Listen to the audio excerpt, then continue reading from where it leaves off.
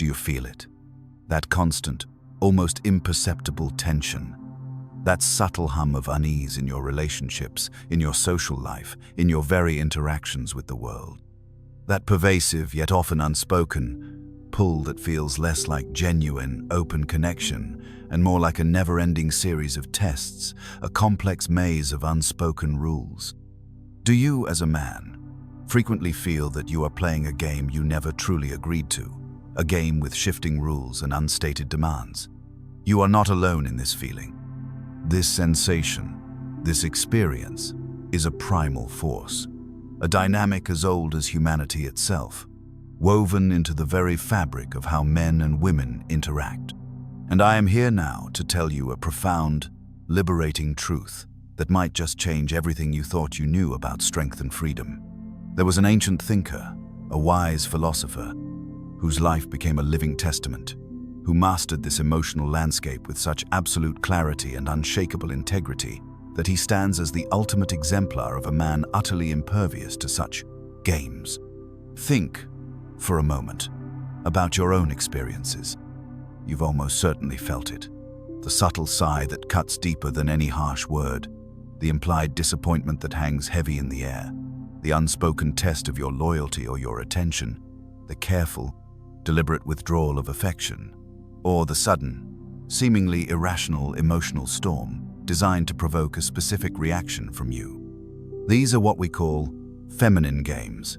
Not to say women are inherently deceptive, but to acknowledge a deep, often unconscious dynamic. These are the intricate dances, the emotional pressures, the silent trials that women often, instinctively, impose upon men. They exist not out of malice, but from a primal need to test a man's mettle, his consistency, his truth, his very capacity to remain solid in the face of emotional chaos. They want to know, are you truly strong? Do you mean what you say?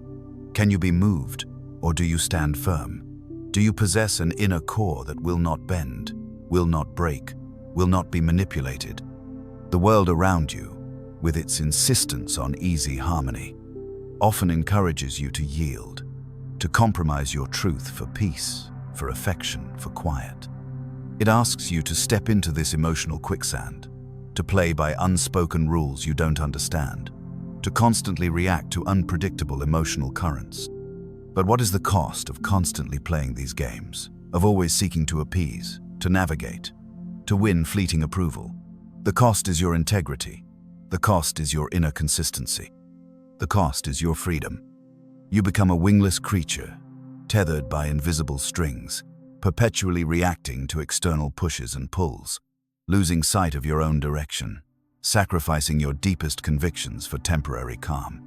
You become a soul for sale, whose worth is determined by how well you perform in someone else's unpredictable drama.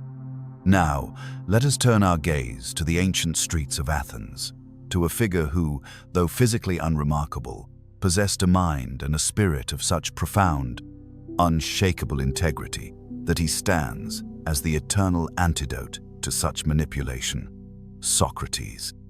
He was simply a thinker, a philosopher, a man consumed by the relentless pursuit of truth and radical self-knowledge. And in his rigorous pursuit, he became the ultimate exemplar of a man who rejected all games, all forms of external pressure that sought to compromise his inner world. What were the core principles that made Socrates so utterly unmovable? First, his absolute, unyielding intellectual honesty and integrity. His most famous dictum was, "Know thyself." He believed that the highest calling of a human being was to relentlessly pursue truth, to understand oneself, and to live in absolute consistency with that understanding. For Socrates, compromise on matters of truth or principle was a profound corruption of the soul, a betrayal of one's highest self. He saw words not as tools for manipulation, but as sacred vessels for truth. He was merciless in questioning, not to demean, but to expose logical inconsistency, to strip away false beliefs. He famously claimed he knew nothing, precisely because he truly understood the vastness of what he didn't know. When confronted with emotional appeals, with flattery, with threats, his response was always the same: a calm, reasoned insistence on truth and logical consistency. He would rather die than betray what he knew to be true, a commitment he proved in the most definitive way imaginable. Second, Socrates embodied an unwavering inner citadel and profound autonomy. He was truly free because he needed nothing from the outside world to validate his existence, to define his worth, or to dictate his actions. His contentment, his sense of purpose, his very being, emanated solely from within, from the consistency of his thought and the integrity of his character. He was his own master, his own judge, his own empire. This meant he could not be swayed by emotional appeals, subtle guilt trips, or threats, the very tools of feminine games. These things lose all power over a man who derives his strength from an internal source. If you don't need their approval or affection, then their ability to manipulate it vanishes. This is the ultimate freedom, where external chaos washes over you without reaching your core. You become an unmovable mountain against the shifting sands of external opinion and emotional demands. Third, Socrates demonstrated a profound commitment to rationality over emotion. While not devoid of human feeling, he consistently elevated reason as the highest faculty, the guiding light of human conduct. He understood that emotions, while powerful, could be deceptive, fleeting, and easily manipulated. He viewed them as forces to be understood and mastered, not as masters themselves. When faced with emotional outbursts or attempts to pull him into dramatic webs, he responded with calm logic, with persistent questioning, with an unyielding return to principle. He would ask, why? When others demanded emotional reactivity, he would seek definition when others dealt in vague feelings. This wasn't coldness. It was a profound act of self-possession, an assertion that his inner world was governed by reason, not by the fickle winds of external sentiment. This meant that the common feminine games, which often rely on emotional leverage, the tears, the sulking, the dramatic pronouncement, simply lost their potency against him. They found no purchase in his logical, self-contained mind. He saw through the smokescreen of emotion to the underlying demand for control, and he refused to concede. To illustrate this, we must speak of Xanthippe, Socrates' legendary wife. History and folklore paint a vivid picture of a woman famously known for her demanding nature, her argumentative spirit, and her tempestuous, emotionally volatile temperament. She was, by all accounts, the very embodiment of the pushing woman, the one who would test a man's limits with relentless force. While other men might have crumbled or exploded in frustration, Socrates' response was utterly unique, profoundly detached, and almost humorous. He did not engage in shouting matches. He did not try to manipulate her. He did not yield to her demands simply for peace. Instead, he met her volatility with an almost divine patience, a calm amusement, and a philosophical detachment that baffled those around him. He famously and powerfully remarked that living with Xanthippe was excellent training, like a horse trainer dealing with wild horses. He supposedly said, "Just as horsemen, when they wish to become expert in riding, train with the most spirited horses, thinking that if they can manage them, they will easily manage all others, so I, since I wish to deal with human beings, am practicing with Xanthippe." He saw her not as an antagonist, but as a divine gift, a personal trainer for his self-discipline, a living crucible for his unwavering inner state. He understood that her outward emotional storm held no power over his inner calm, unless he chose to give it power. He remained fixed on his internal principles, unmoved by her external games or emotional barrages. He remained himself, utterly consistent, a beacon of reason against a whirlwind of emotion. And the ultimate proof of his unshakable commitment came at the very end of his life. Facing a death sentence, condemned by the very city he sought to enlighten, Socrates was given every opportunity to compromise, to apologize insincerely, to escape his fate. His loyal students begged him to flee, but he refused. He refused to abandon his principles, to compromise his truth, to manipulate the system for his own survival. He maintained his integrity, his inner consistency, his calm reason, to the very last sip of the hemlock, choosing death over a life lived in falsehood or moral compromise. He was, to the end, a man of absolute inner consistency, a pure philosopher, an uncorrupted mind, who lived and died according to his own unshakable truths, utterly unswayed by the ultimate game of life or death, proving that when your inner core is truly solid, nothing external can truly harm you, not even death itself. So, if you embrace this Socratic way, if you truly commit to rejecting these games, what precisely does it build within you? How does this profound commitment to truth and integrity make you stronger, more formidable, more genuinely powerful? This is where the transformative power of the Socratic approach reveals itself. First, embracing Socratic integrity brings an unparalleled clarity of mind. When you free yourself from the intricate, exhausting web of emotional manipulation, from the constant need to interpret subtle cues and unspoken demands, your mind clears. The fog lifts. You gain immense mental space, emotional energy, and a pristine laser-like focus for your own thoughts, your own decisions, your own ambitions. No longer are you constantly reacting to external triggers. You are acting from an internal spring of deliberate thought. This allows for decision-making rooted in reason and principle rather than emotion or external pressure. You stop being a confused player in someone else's game and become the clear-eyed architect of your own destiny. You cut through the smokescreen, reaching the essence of any situation with a sharp sword of truth.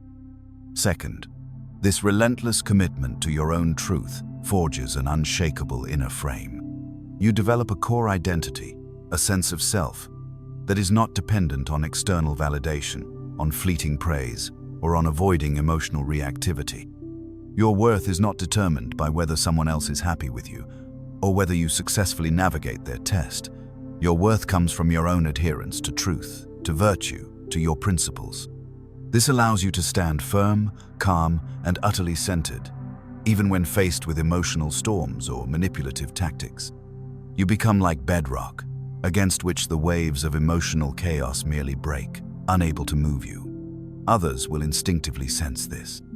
They will recognize that you are a man who cannot be swayed by games, and in that recognition, they will either retreat or they will begin to engage with you on a higher, more truthful level. Your very presence becomes a demand for integrity. Third, rejecting these games leads to profound authenticity and truth in your very being.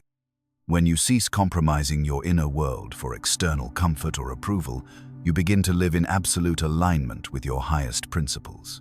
This is not just a philosophical concept, it is a lived reality.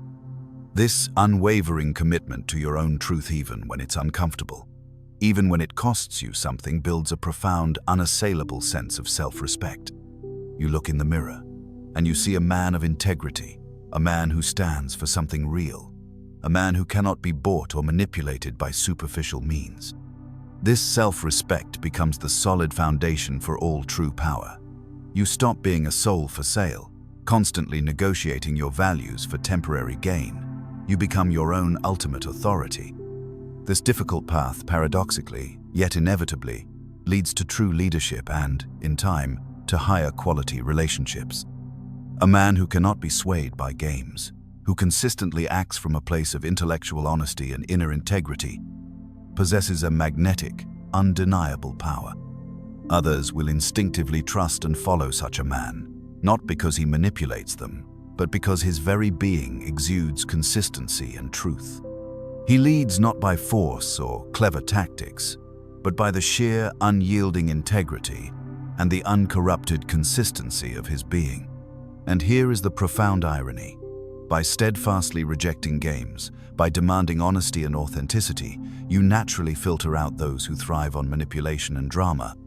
You create a sacred space around yourself, a field of integrity, where only relationships built on genuine truth, mutual respect, and authentic, deep connection can truly flourish. The weak, the manipulative, the dishonest will find no purchase with you, and they will either retreat, finding you too difficult to control, or they will be compelled, by your very presence, to elevate their own conduct, to meet your higher standard. You draw to you those who truly value depth and authenticity, because that is what you project and demand.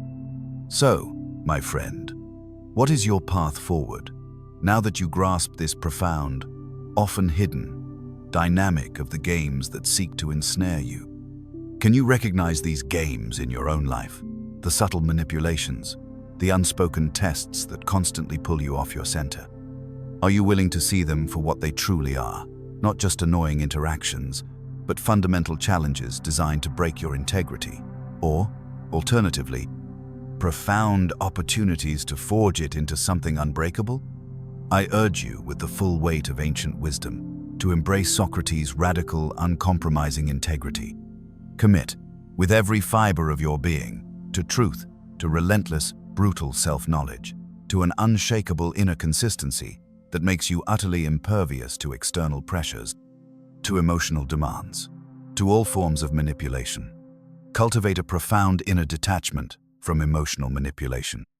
Understand, with crystal clarity, that emotions are powerful forces, but they are not truth, and they must never be your masters. Learn to observe them, to understand them within yourself and others, to experience them fully, but never, ever to be controlled by them. Let reason be your unwavering guide. Let truth be your North Star.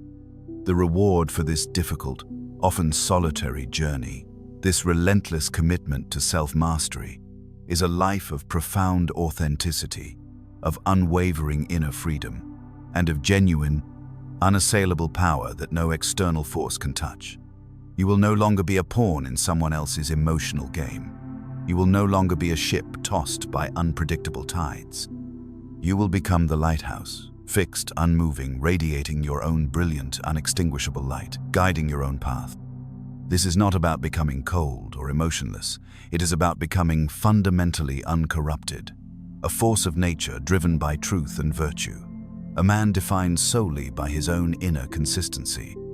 The world, in its constant pursuit of superficial ease and fleeting comfort, will tell you to play along, to smooth things over, to compromise for peace, to seek external approval at all costs. It will tell you that a man must bend, must yield, must adapt to external wills, must sacrifice his truth for temporary calm.